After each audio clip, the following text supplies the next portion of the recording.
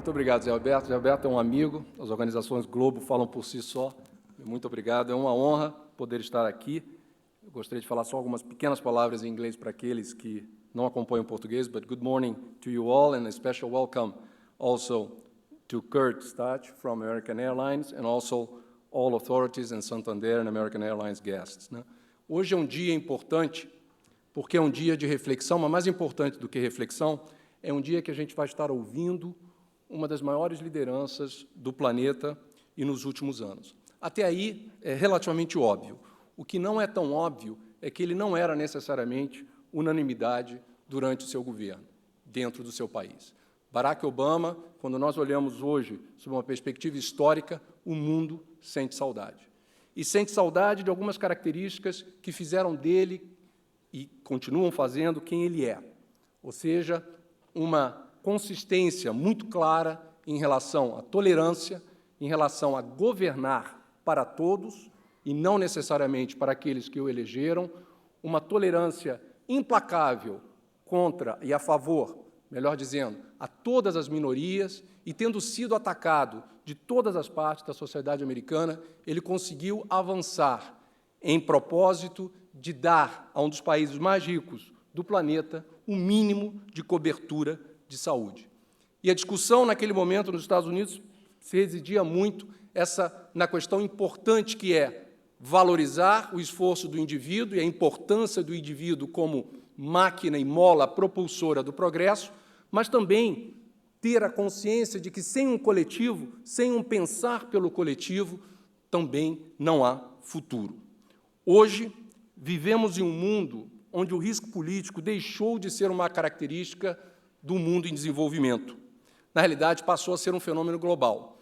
E quando a gente pensa e reflete sobre esse risco político, a gente se dá conta de que parte desse risco político é alimentado pela nova sociedade digital que vivemos. Por outro lado, essa nova sociedade digital que se organiza e organiza minorias completamente legítimas, faz com que a maioria, chamemos o que quer que seja a maioria, precisa se engajar civilmente pela preservação de valores importantes da sociedade moderna, a liberdade. Nesta sociedade pós-digital, vivemos novas realidades. O surgimento de uma nova economia, com organizações muito mais leves, mais flexíveis, mais rápidas e muito centradas também agora no consumidor. Mas essas mesmas organizações são muito menos empregadoras. O século XXI é o século do desafio do emprego. E essa dinâmica de emprego passa por uma nova realidade, que é tomar risco e empreender. O risco das pós-verdades, deturpações que, quando repetidas nas redes sociais inúmeras vezes, aparentam ser verdadeiras. O exercício midiático da gestão pública, em alguns casos, da própria gestão do dia a dia. A ilimitada defesa da transparência, que todos, obviamente, vangloriamos, mas, se contextualizada de forma parcial, pode levar a distúrbios socioeconômicos corrosivos. O desejo da volta da cidade-estado, como na Grécia Antiga, com inúmeros processos de secessão em diversos países no mundo. A intolerância em prol da verdade absoluta. E, por último, a representação política atual, desde a sua concepção de governança, a gente não pode esquecer a questão da governança, a harmonia entre os poderes, e até mesmo a forma como o Estado se comunica com a população que o elegeu. Estamos passando por mudanças absolutamente profundas, e não é nenhum privilégio do Brasil. Mudança é a palavra de hoje. É no mundo privado, é no mundo público, é na sociedade de forma geral. E o que é pior, nós não sabemos, e ninguém pode ter a pretensão de qual é o desenho final dessa sociedade pós-revolução industrial. Vivemos numa sociedade que, até pouco tempo, era altamente voltada ao materialismo, reflexo da própria Revolução Industrial. Essa sociedade hoje pensa muito mais, principalmente as gerações mais novas, em ser do que propriamente ter. E isso também é um início de uma sociedade que pode vir a ser muito mais inspiracional. E, de novo, temos aqui conosco hoje uma pessoa que inspirou, apesar de toda a adversidade que ele sofreu como presidente da República, como o primeiro negro da maior potência do planeta a exercer a presidência da República. Talvez por isso mesmo, pela questão inspiracional e pela questão de ser mais importante do que ter, é que as pessoas se tornaram muito mais ideológicas em suas convicções. Por isso, temos uma sociedade, talvez, em função daquilo que acabei de falar, muito mais polarizada e dividida. Mas vamos refletir sobre algumas tendências que são claras e óbvias daquilo que a gente está vivendo no curto prazo. Primeiro, o envelhecimento do planeta. Isso é fato, inclusive no nosso próprio país, a partir de 2040. Por outro lado, um planeta que ainda, apesar do boom econômico dos últimos 100 anos, permanece com fome. E boa parte dessa fome não é por ausência de comida, é simplesmente pelo desperdício da distribuição da comida no que diz respeito à logística. A questão da preservação do ambiente, que em alguns países passou a ser tema partidário, hoje é um tema super fundamental dentro de gerações mais jovens. No cenário em que a intolerância cresce e o divisionismo cresce, o radicalismo em prol das verdades absolutas, verdades essas, em muitos casos, que são opiniões. Reações violentas a modelos econômicos e sociais que, infelizmente, não conseguiram resolver o problema da distribuição equitativa do maior progresso econômico do planeta nos últimos 100 anos. Por isso, eu sempre digo, Macron dar certo na França é fundamental. As mudanças de governo se dão hoje de forma muito mais polarizada e temos o exemplo da sucessão do próprio Barack Obama.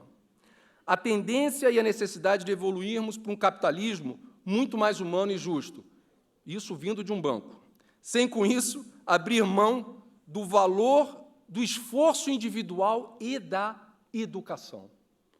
Um capitalismo no qual o papel das grandes corporações vá além do lucro, isso já acontece em boa parte das empresas, mas ficamos ainda num contexto muito mais filantrópico, de assistência, de fundações, e não necessariamente de engajamento social transformacional das sociedades que representamos. E aqui, senhores, a maior parte de vocês, pelo menos na grande maioria, são empresários, são empreendedores, representam grandes empresas. Então, sabemos que muitos de nós já não pensamos só no lucro, sabemos que o sistema financeiro nos julga a cada trimestre, essa é a realidade em que vivemos. O capital é volátil, extremamente nervoso a qualquer ruído e muito sensível à gestão, mas daí está a importância de criarmos propósitos sociais que vão além simplesmente do resultado trimestral e que vão além de atividades sociais, atividades que possamos pensar juntos de transformação. E o papel da educação é a maior manivela transformadora de qualquer sociedade. As duas coisas se complementam. É isso que os consumidores esperam, é isso que a sociedade como um todo espera. Então, nesse caso, eu acho que, mais do que simplesmente promover o financiamento, como nós fazemos, como muitas das empresas, como as de vocês, nós temos a maior operação de microcrédito do país no setor privado, não é suficiente. Não é suficiente. Nosso país, como o José Roberto falou muito bem, sabemos disso, vive um momento extremamente desafiador. Por outro lado, quando nós olhamos de forma relativizada, eu posso dizer que a Inglaterra não vive um momento necessariamente promissor, com a grande dúvida da saída da Comunidade Econômica Europeia, com a nuvem que agora volta a pairar sobre a Irlanda do Norte, sobre a questão de se a paz permanece ou não, a própria questão da secessão da Catalunha, em que, segunda-feira, o presidente da autonomia deve declarar a independência da Catalunha de forma unilateral. O Japão, antinuclear desde a Segunda Grande Guerra, tendo ao seu lado a Coreia do Norte. Ou seja, eu poderia aqui elencar várias outras situações tão ou piores daquela que nós vivemos. A nossa é gestão e comprometimento da sociedade em transformar o nosso país no melhor país e não deixar o país na mão somente de minorias bem organizadas. A economia, e o pior, já passou. Acreditamos que o pior da crise já passou, mas ainda temos um contingente de 13 milhões de pessoas sem emprego e muitas, obviamente, em situação de subemprego. E o pior, o fato da economia retomar não vai significar que conseguiremos retomar e criar todos esses empregos perdidos. Lembrem-se do que eu disse, Esse é o século do não emprego. As atividades repetitivas que garantiam, em algum tempo, a estabilidade em algumas das empresas, nos seus processos industriais, está cada vez mais sendo transformada através da tecnologia. E aí, a única forma de combater isso é através da educação. É através de nós, como empresas, ajudarmos a esse acesso. Podemos, é claro, imaginar aqui cenários distópicos, extremamente catastróficos. Eu não tenho isso em mente, mas é uma preocupação justa. Eu acredito que consigo ver e pintar um cenário muito mais promissor. O trabalho humano jamais vai acabar. Ele será claramente diferente do que é hoje. Um organograma de um banco daqui a 10 anos vai ser muito diferente do que é hoje. E isso vale para qualquer empresa. As pessoas terão que repensar seus papéis e muitos, inclusive dentro das próprias empresas, terão que aprender novas funções. De novo, educação, educação. Essa adaptação à nova realidade não é um problema do trabalhador só, é um problema nosso, do nosso papel como empresas e o que nós faremos, e não só como empresas, também o papel das universidades em se ajustarem à sociedade digital que nós vivemos hoje. Os currículos da década de 80 não funcionam no século XXI. Hoje, uma posição crítica em um banco é aquele que faz a gestão de todos os dados informacionais do banco, o chamado Chief Data Officer. Essa figura não existia em nenhum banco há 10 anos atrás. Hoje, a gestão de dados em um banco é tão importante quanto a gestão do capital e a confiança que vocês depositam no banco. Então, a importância dos funcionários se reinventarem, seja nas grandes empresas, nas pequenas, ou seja, o empreendedor, é fundamental. Por isso que o empreendedorismo passa a ser peça fundamental desse novo século. Empreendedorismo que também terá que ser praticado de forma revolucionária dentro das empresas. Ou seja, quando o trabalhador abre o seu próprio negócio e ele dá certo, nada mais é do que um novo motor que propicia mais geração de emprego. As grandes empresas, como conhecemos, motores de criação de emprego do século XX, não serão no século XXI. Por isso, o futuro, eu acredito, que estará cada vez mais na mão do empreendedor, da pequena e média empresa. E eu espero também que, com isso, no nosso Brasil, nesse processo, a gente aprenda a ter muito mais tolerância com o fracasso. Cada vez mais, gente vai estar criando valor para a sociedade, e a gente está vendo isso além da questão puramente da tecnologia. E aqui eu acho que bancos têm um papel fundamental a exercer na resolução de problemas estruturais da nossa sociedade. Eu acho que a gente vai rumo a um ambiente de taxa de juros que nós nunca vivemos nos últimos 50 anos, de forma estrutural, em espaços em que bancos não tinham um papel a desempenhar, eu acredito que deverão passar a ter um papel muito maior. E, para isso, nós temos que trabalhar com as comunidades e fazer efetivamente parte da vida das pessoas, inclusive tendo o cuidado de contratá-los, pessoas da própria comunidade, de forma que a gente consiga promover de uma maneira correta a inclusão. E também é promover a inclusão quando nós avançamos em pequenas reformas importantes para o país, como o próprio cadastro positivo. Da mesma forma que temos que criar maior tolerância ao fracasso, temos que valorizar cada vez mais o bom pagador e sairmos dessa prisão perpétua histórica de que todos somos iguais, no sentido de que é importante, sim, somos todos iguais, mas na questão do empreendedorismo, a postura ética, o posicionamento do empreendedor em relação aos seus fornecedores, ao seu provedor de capital, tem que ser diferenciado.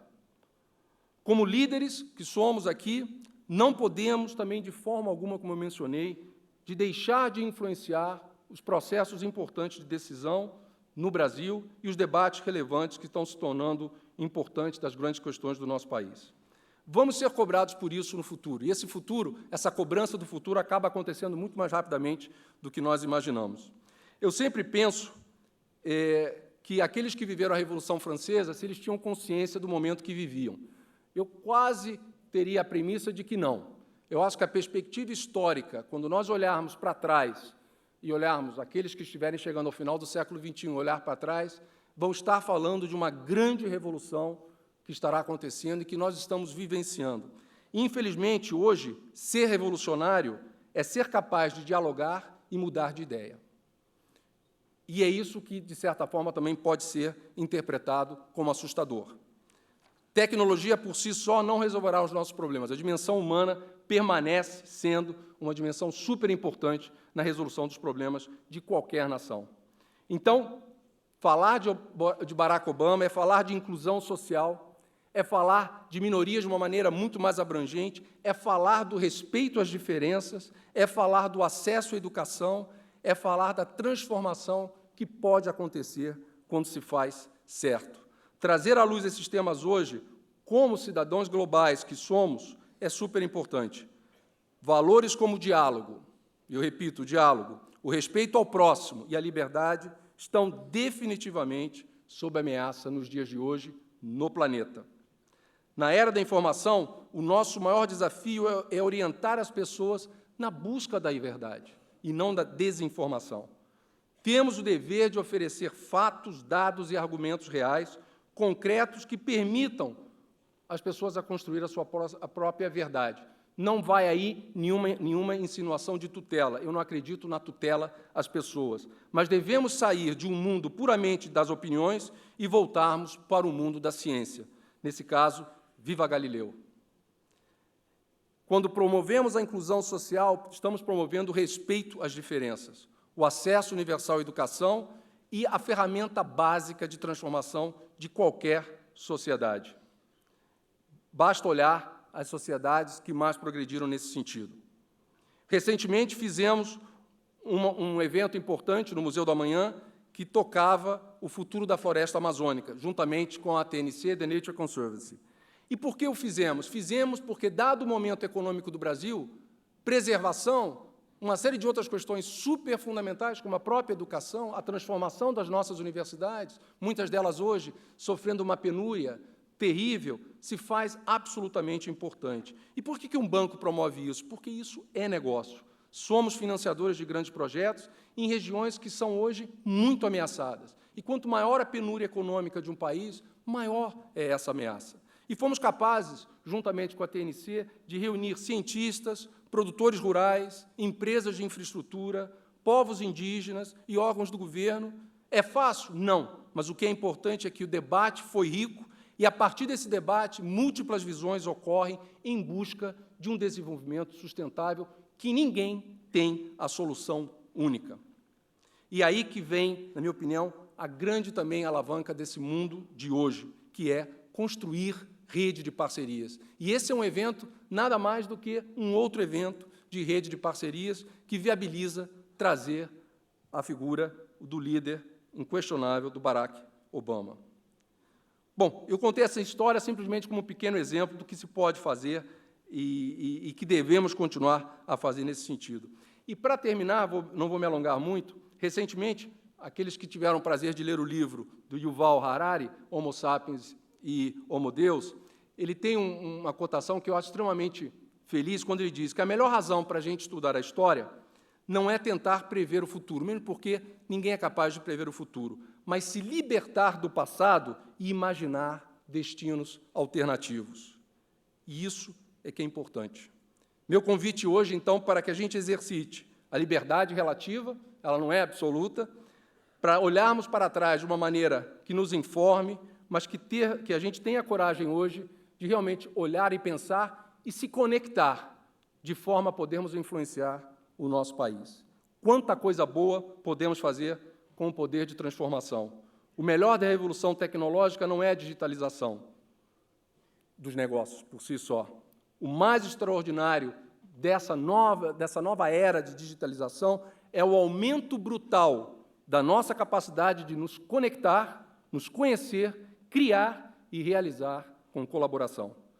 Dá medo, eu devo confessar, às vezes dá medo, não tendo sido uma geração das redes sociais, mas eu acredito que agora nós temos passe livre e responsabilidade muito maior para pensar em grandes realizações. Estamos aqui hoje para pensar grande e fazer grande e não nos lamentar.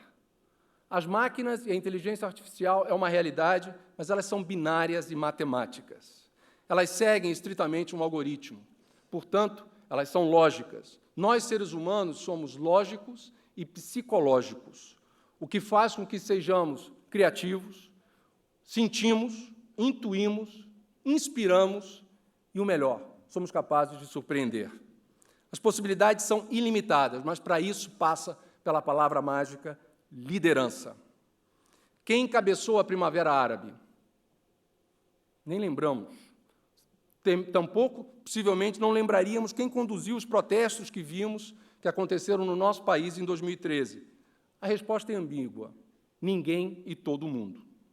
Hoje, o papel da liderança se torna muito mais importante do que antes. E eu acredito na capacidade nossa como líderes empresariais ou do setor público, de brasileiros, de construirmos algo muito melhor através de um diálogo muito mais em cima de dados do que propriamente, puramente em cima de opiniões. E onde existe o possível, existe a esperança. E onde ela existe, eu tenho absoluta convicção de que nada é impossível. Que o presidente Barack Obama hoje nos ajude a refletir como podemos nos alinhar a uma corrente do bem, de atuação não partidária e ideológica, mas social, pelo bem comum acima de interesses pessoais. Ele foi um líder, como eu falei, que governou para todos, contrariamente ao que se vê uma tendência recente em que líderes são eleitos e governam para aqueles que o elegeram ou a elegeram. Que ele nos ajude a refletir politicamente, nós, no nosso Brasil, no nosso esplendor, como podemos curar mais rapidamente e sair dessa convalescência muito mais forte e muito melhor. Que ele nos inspire a entender como todos nós, brasileiros e brasileiras, podemos atuar muito mais na condição de irmãos e irmãs, sem qualquer conotação religiosa, na sua verdadeira palavra absoluta, e não como alas de ideologia, de rancor. Receberemos aqui hoje um autêntico cidadão global, que sofreu extraordinariamente na presidência do país que o elegeu. Alguém que ocupou por 8 anos a posição de maior líder político do mundo livre e que permanece ainda numa posição de liderança política e social inquestionável. E o seu valor emana não do seu título de ex-presidente, mas sim das posições defendidas durante a vida. E a sucessão que o fez o torna ainda maior. Temos saudade do Barack Obama. E enquanto ocupou a presidência, soube, como poucos, governar para todos, como disse, um desafio que hoje parece se tornar maior, e fez o possível ao angariar apoio nos diferentes lados do espectro ideológico. Um presidente que falava de paz vindo da nação mais poderosa do planeta. Isso é liderança do século XXI. Vale lembrar que, durante a maior parte do seu governo, teve oposição absolutamente feroz. Deixa a população americana, principalmente as minorias mais desfavorecidas, um legado sólido. O programa de saúde mais amplo e inclusivo, que até agora não foram capazes de derrubar. Políticas afirmativas que vão produzir resultados muito além da sua despedida da Casa Branca. Enfim, tudo isso foi possível porque as maiores conquistas podem ser alcançadas quando diferentes perspectivas são utilizadas na superação de grandes obstáculos. E, para mim, está aí uma grande definição de inovação, que se aplica tanto ao mundo privado quanto ao mundo público. E ele vai deixar mensagens e uma influência extraordinária para os nossos filhos e netos. Bom, aqui fica o desafio nosso de continuarmos nesse processo de criação de liderança, de outros que virão depois de nós, da necessidade da mobilização nossa como sociedade para uma corrente do bem e de um Brasil que se transforma, a partir de 2018, eleições absolutamente críticas, e ainda temos muito a fazer, como sabemos. Senhores e senhoras, o Brasil tem pressa, muita pressa, e por isso que estamos aqui hoje, porque ouvimos o chamado de Barack Obama, e com ele espero que possamos refletir e sair daqui hoje muito mais energizados para tentar melhorar, influenciar e fazer o bem para o nosso país, para o futuro das gerações que nos seguirão. Muito obrigado em nome do Santander e todos que participam aqui hoje. Muito obrigado.